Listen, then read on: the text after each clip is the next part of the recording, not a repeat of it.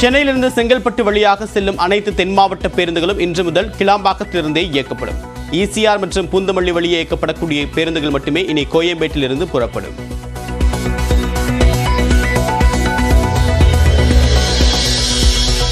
திருச்சி, சேலம் உட்பட 13 வழித்தடங்களில் செல்லக்கூடிய பேருந்துகள் சென்னையில் 2 இடங்களில் இருந்து இயக்கப்படும். கிளாம்பாக்கத்தில் 710 பேருந்துகளும், மாதவரத்திலிருந்து 160 பேருந்துகளும் இன்று முதல் இயக்கப்படும் என்று அறிவிப்பு.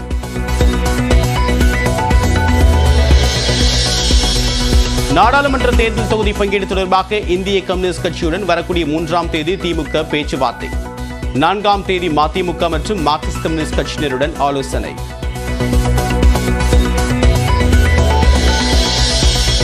தொகுதி பங்கீடு குறித்து பிப்ரவரி 9 திமுக காங்கிரஸ் 2ஆம் கட்ட பேச்சுவார்த்தை. 10 தொகுதிகளை காங்கிரஸ் கேட்கக்கூடிய நிலையில் 7 தொகுதிகளை மட்டுமே திமுக வழங்க திட்டம் என்று தகவல்.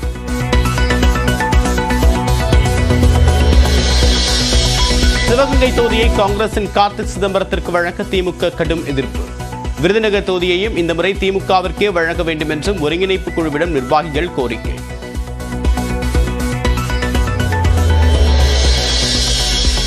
அதிமுகவின் தொகுதி பங்கீட்டு குழு உட்பட 3 தேர்தல் குழுக்கள் ஆலோசனை. யாருடன் கூட்டணி என்பது பொறுத்திருந்து பாருங்கள் என்று ஜெயக்குமார் விளக்கம்.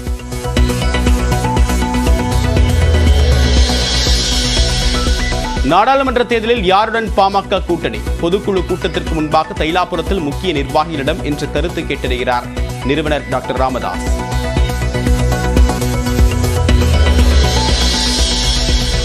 நாடாளுமன்ற தேர்தலில் பாஜகவிற்காக ரஜினி, கமல், விஜய் உள்ளிட்ட நடிகர்களிடமும் ஆதரவு கேட்போம். பாஜக எம்எல்ஏ வானதி சீனிவாசன் சென்னையில் பேட்டி.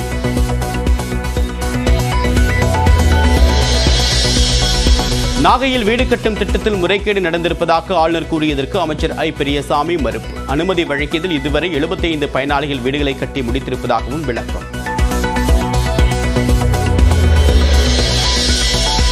சட்டவிரோத பண பரிமாற்ற வழக்கை முடக்க அமைச்சர் செந்தில் பாலாஜி முயற்சிப்பதாக அமலாக்கத்துறை குற்றச்சாட்டு. விசாரணையை 31ஆம் தேதிக்கு ஒத்திவைத்தது சென்னை முதன்மை அமர்வு நீதிமன்றம். அமைச்சர் செந்தில் பாலாஜியின் நீதிமன்ற காவல் நாளை வரை நீட்டிப்பு. காணொலி மூலமாக ஆஜர்படுத்தப்பட்ட நிலையில் 17வது முறையாக காவலை நீட்டித்து நீதிபதி அல்லி உத்தரவு.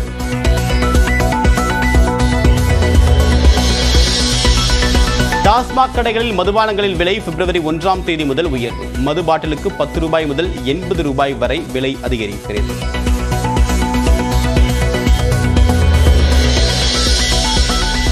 நகர்ப்புறங்களில் 500 கோடி ரூபாய் அளவிற்கு நடைபெறவுள்ள சாலை பணிக்கான டெண்டரை பிப்ரவரி 15ஆம் தேதிக்குள் வெளியிட வேண்டும். நாடாளுமன்ற தேர்தல் நடைபெறவுள்ளதால் நகராட்சி நிர்வாகத்துறை உத்தரவு.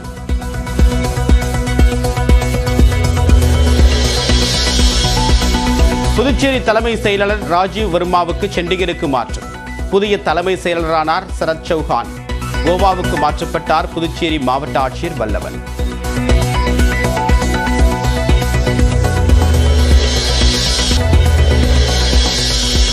காவல்துறை மீது தவறான குற்றச்சாட்டை சுமத்தி விவகாரத்தில் கடுமையான விளைவுகளை சந்திக்க நேரிடும். ஒளிப்பதிவாளரும் நடிகருமான இளவரசருக்கு சென்னை உயர்நீதிமன்றம் எச்சரிக்கை.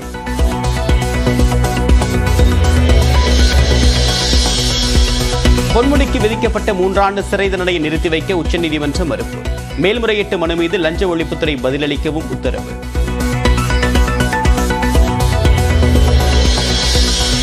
பீகார் முன்னாள் முதலமைச்சர் லாலு பிரசாத் யாதவிடம் அமலாக்கத்துறை 9 மணி நேரம் விசாரணை. நிலக்கரி சுரங்க ஊழல் வழக்கில் ஜார்க்கண்ட் முதலமைச்சர் ஹேமந்த் சோரனின் கார் பறிமுதல்.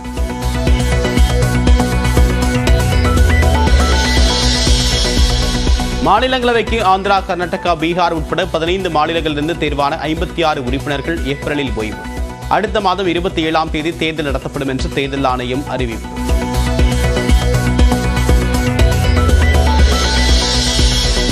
நீதிமன்ற வழக்குகளில் மனுதாரரின் ஜாதி மற்றும் மதத்தை குறிப்பிடுவதை தவிர்க்க வேண்டும். கீழமை நீதிமன்றங்களுக்கு உச்சநீதிமன்றம் அறிவுறுத்தல்.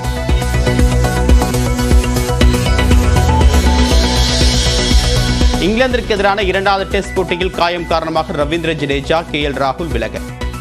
சர்பராஸ் கான், சௌரப் குமார், வாஷிங்டன் சுந்தர் இந்திய அணியில் சேர்ப்பு.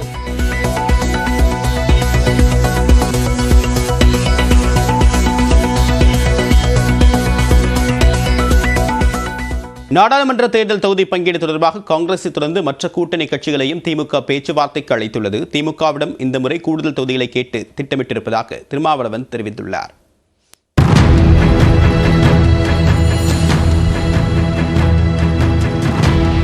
மக்களவைத் தேர்தல் விரைவில் நடைபெறவுள்ள நிலையில் தமிழ்நாட்டில் ஆளும் திமுக கூட்டணி கட்சிகளிடையே தொகுதி பங்கீடு பேச்சுவார்த்தையை நடத்தி வருகிறது. சென்னை அண்ணா அறிவாலயத்தில் கடந்த 28ஆம் தேதி திமுக மற்றும் காங்கிரஸ் கட்சிகளிடையே முதற்கட்ட பேச்சுவார்த்தை நடைபெற்றது. அக்கட்சியுடன் மீண்டும் பிப்ரவரி 9ஆம் தேதி பேச்சுவார்த்தை நடத்தப்பட உள்ளது. இதனிடையே பிப்ரவரி 3ஆம் தேதி இந்திய கம்யூனிஸ்ட் கட்சியுடனும் பிப்ரவரி 4ஆம் தேதி மார்க்சிஸ்ட் கம்யூனிஸ்ட் மற்றும் மதிமுகவுடன் திமுக தொகுதி பங்கீட்டு குழு பேச்சுவார்த்தை நடத்த உள்ளது. இதனிடையே திமுக கூட்டணியில் இம்முறை பொது தொகுதிகளை கேட்க இருப்பதாக விடுதலை சிறுத்தைகள் கட்சித் தலைவர் திருமாவளவன் தெரிவித்துள்ளார். சென்னை அசோக் நகரில் உள்ள கட்சி அலுவலகத்தில் நியூஸ் 18 தமிழ்நாட்டிற்கு பிரத்யேக பேட்டி அளித்த திருமாவளவன் இந்த முறை கூடுதல் தொகுதிகள் கேட்க இருப்பதாகவும் கூறினார். இந்த முறையும் நாங்கள் கூடுதலாக இடங்கள் வேண்டும் என்று வழக்கம் போல கேட்போம். சூழலுக்கு ஏற்ப முடிவு செய்வோம். ஒவ்வொரு முறையும் பொது தொகுதி கேட்கிறோம். இந்த முறையும் இல்லை. கடலூர் கூட போன முறை எங்களுடைய பட்டியலில் இடம்பெற்றிருந்தது. சட்டமன்ற தொகுதிகளை கேட்கிற போதும் நாங்கள் பொது தொகுதிகளை கேட்டு அந்த பேச்சுவார்த்தையில் ஒரு முடிவுக்கு வந்திருக்கிறோம். ஆகவே இந்த முறையும் நாங்கள் பொது தொகுதியை எங்கள் பட்டியலில் இடம்பெறச் செய்வோம். பேச்சுவார்த்தையில் முடிவு செய்வோம். இந்நிலையில் சிவகங்கை மற்றும் விருதுநகர் தொகுதிகளில் காங்கிரசுக்கு பதில் திமுகவை போட்டியிட வேண்டும் என்று நிர்வாகிகள் வலியுறுத்தியுள்ளனர். மக்களவைத் தேர்தலை ஒட்டி சிவகங்கை தொகுதி திமுக நிர்வாகிகளோடு திமுக தேர்தல் ஒருங்கிணைப்பு குழு ஆலோசனை நடத்தியது. அமைச்சர்கள் KN நேரு, ஏவாவேலு, தங்கம் தென்னரசு, உதயநிதி மற்றும் RS பாரதி அடங்கிய குழுவிடம் சிவகங்கை தொகுதி காங்கிரஸ் MP கார்த்தி சிதம்பரத்திற்கு எதிராக திமுக நிர்வாகிகள் கடும் அதிருப்தியை வெளிப்படுத்தியுள்ளனர். சிவகங்கை தொகுதியில் இந்த முறை திமுகவுக்கு வாய்ப்பு கொடுக்க வேண்டும் என்றும் வலியுறுத்தினர். அதேபோல் காங்கிரஸ் வசம் உள்ள விருதுநகர் தொகுதியையும் திமுகவிற்கு ஒதுக்க வேண்டும் என அந்த தொகுதியின் திமுக நிர்வாகிகள் வலியுறுத்தியதாக கூறப்படுகிறது. நெல்லை மற்றும் தென்காசி தொகுதிகளுக்கான நிர்வாகிகளுடன் திமுக தேர்தல் ஒருங்கிணைப்பு குழு தனித்தனியே ஆலோசனை மேற்கொண்ட நிலையில் தலைமையின் முடிவை நிர்வாகிகள் எதிர்நோக்கியுள்ளனர். 10 ஆண்டு கால பாஜக ஆட்சியில் தமிழகம் புறக்கணிக்கப்பட்டதை முன்வைத்து வரக்கூடிய நாடாளுமன்ற தேர்தலில் பரப்புரை மேற்கொள்ளப்படும் என்று அதிமுக முன்னாள் அமைச்சர் ஜெயக்குமார் தெரிவித்தார். மக்களவைத் தேர்தலில் கூட்டணி கட்சிகளுடன் தொகுதி பங்கீட்டு பேச்சுவார்த்தை நடத்துவதற்காக அதிமுக சார்பில் அமைக்கப்பட்ட குழுவின் முதற்கட்ட ஆலோசனைக் கூட்டம் சென்னை ராயப்பேட்டையில் உள்ள கட்சி தலைமை அலுவலகத்தில் நடைபெற்றது. LKP முனுசாமி, திண்டுக்கல் சீனிவாசன், SP வேலுமணி, தங்கமணி மற்றும் பெஞ்சமின் ஆகியோர் கலந்து கொண்டனர். எந்தெந்த கட்சிகளை கூட்டணிக்கு அழைக்கலாம் என்பது குறித்து கூட்டத்தில் ஆலோசிக்கப்பட்டதாக தெரிகிறது. இதேபோல தம்பிதுரைக்கு தலைமையிலான தேர்தல் பிரச்சார குழுவும் C. விஜயபாஸ்கர் தலைமையிலான விளம்பர குழுவும் தனித்தனியாக ஆலோசனை நடத்தின. இந்நிலையில் அதிமுக தலைமை அலுவலகத்தில் செய்தியாளர் பேசிய முன்னாள் அமைச்சர் ஜெயக்குமார், வட இந்தியாவில் இந்தியா கூட்டணியில் உள்ள கட்சிகள் நெல்லிக்காய் மூட்டை போல் சிதறிவிட்டதாகவும் அதேபோன்று தமிழ்நாட்டில் திமுக கூட்டணியிலும் விரிசல் வரும் என்றும் நம்பிக்கை தெரிவித்தார். அதிமுக எந்தெந்த கட்சிகளுடன் கூட்டணி அமைக்கும், எவ்வளவு தொகுதிகளில் போட்டியிடும் என்பதை சரியான நேரத்தில் அறிவிப்போம் என்றும் தெரிவித்தார். மத்திய மாநில அரசுகளின் மக்கள் விரோத நடவடிக்கைகளை மக்களிடம் கொண்டு சேர்ப்போம் என்றும் ஜெயக்குமார் கூறியுள்ளார். மாநிலத்துடைய நலனை புறக்கணிக்கின்றவர்களை அடையாளம் காட்டுவோம். அதே போன்று மாநிலத்துடைய நலனுக்காக மத்தியிலிருந்து துரோகம் செய்வர்களே அவர்களை நாங்கள் நிச்சயம் அடையாளம் காட்டுவோம். அப்படி இருந்தால் பிஜேபி பொறுத்தவரை என்னென்ன நம்ம மாநிலத்துக்கு அவங்க கடந்த காலங்களில் பார்த்தீங்கன்னா அவங்க 10 வருஷம் இருந்து அவங்க மாநிலத்துடைய நலனெல்லாம் புறக்கணிச்சாங்கன்றதெல்லாம் கண்டிப்பாக நாங்கள் எக்ஸ்போஸ் பண்ணுவோம். அமமுகவை அதிமுக கூட்டணியில் சேர்க்க எடப்பாடி பழனிசாமி மறுத்துவிட்டதால் அமித்ஷா கோபமடைந்ததாக O. பன்னீர்செல்வம் கூறியது குறித்த கேள்விக்கு பதிலளித்த ஜெயக்குமார், O. பன்னீர்செல்வம் பாஜகவின் கொத்தடிமையாக மாறிவிட்டதாக விமர்சித்தார். மேலும் உருட்டல் மிரட்டலுக்கு பயப்படும் கட்சி அதிமுக இல்லை என்றும் ஜெயக்குமார் தெரிவித்துள்ளார். சீனிவாசன் அவர் ஒரு கதை சொல்லியிருக்காரு. அதாவது எங்களோட கூட்டணி வரலன்னா உங்களுக்கு பார்த்தீங்கன்னா இந்த பின்விளைவுகள் நீங்கள் அனுபவிப்பீங்க. இது ஆக்சுவலாக இந்த உருட்டல் மிரட்டல் இதுக்கெல்லாம் பயப்படுற இயக்கம் அனைத்து இந்திய அண்ணா திராவிட முன்னேற்ற கழக இயக்கன்றது கிடையாது. எத்தனையோ கிட்டத்தட்ட கருணாநிதிகள் 72லேருந்து சந்தித்து அடக்குமுறைகள் அதே போன்று பல்வேறு விதமான சோதனைகள்லாம் தாங்கி சாதனைகளை வளர்த்த பல்வேறு சோதனைகள்லாம் தாங்கி ஒரு பெரிய அளவுக்கு இன்றைக்கு வீறு கொண்ட இயக்கம் அனைத்து இந்திய அண்ணா திராவிட முன்னேற்ற கழக இயக்கம் இருக்குது.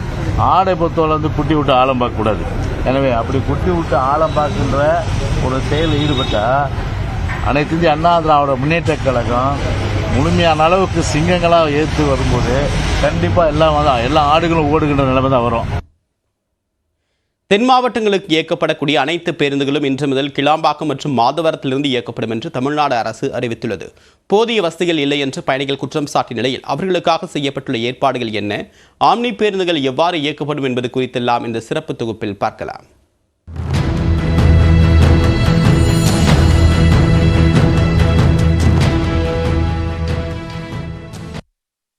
அவர்களே ஒத்துக்கொண்டதற்கு மாறாக இப்பொழுது நாங்கள் இயக்குவதற்கு தயாராக இல்லை என்கிறார்கள். அரசு அவர்களுடைய விருப்பத்திற்கு போல் செயல்பட முடியாது. மக்களுடைய விருப்பத்திற்கு ஏற்றார் போல்தான் அரசு செயல்படும்.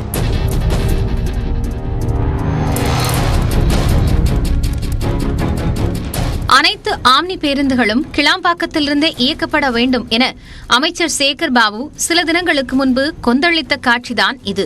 கிளாம்பாக்கத்தில் கலைஞர் நூற்றாண்டு பேருந்து முனையம் திறக்கப்பட்ட நிலையில் அரசு விரைவு பேருந்துகள் அனைத்தும் அங்கிருந்தே புறப்பட்டன. ஆனால் ஆம்னி பேருந்து சங்கங்கள் மட்டும் முரண்டு பிடித்தன. அரசின் எச்சரிக்கையை அடுத்து கடந்த 24ஆம் தேதி முதல் ஆம்னி பேருந்துகளும் கிளாம்பாக்கத்திலிருந்து இயக்கப்படுகின்றன.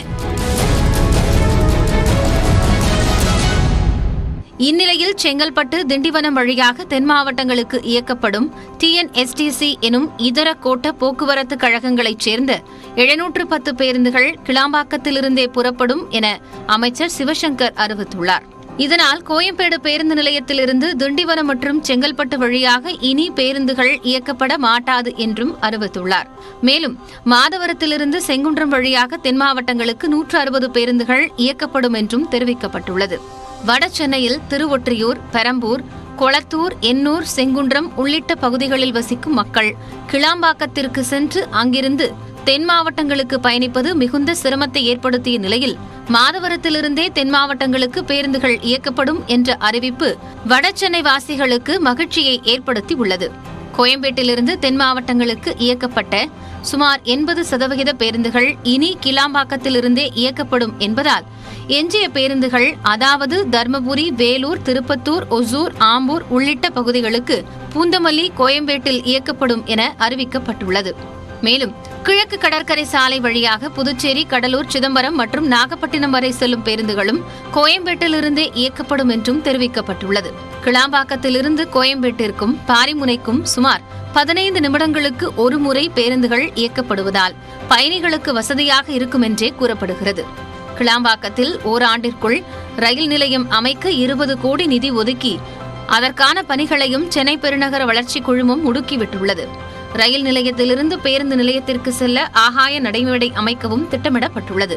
விழுப்புரம் போக்குவரத்து கோட்ட பேருந்துகள் மட்டும் தென் மாவட்டங்களில் இருந்து சென்னை நோக்கி செல்லும் போது தாம்பரம் வரை இயக்கப்பட்டு பின் அங்கிருந்து கிளாம்பாக்கம் பேருந்து நிலையத்திலிருந்து தென் மாவட்டங்களுக்கு இயக்கப்படும் என்றும் தெரிவிக்கப்பட்டுள்ளது. சென்னை நகரில் போக்குவரத்து நெரிசல் குறையும் என்ற நோக்கில் அமல்படுத்தப்படும் இந்த திட்டம் பலன் தருமா என்பது வரும் நாட்களில் தெரியவரும். நியூஸ் 18 தமிழ்நாடு செய்திகளுக்காக செய்தியாளர் வேல்முருகனுடன் வரலாறு சுரேஷ்.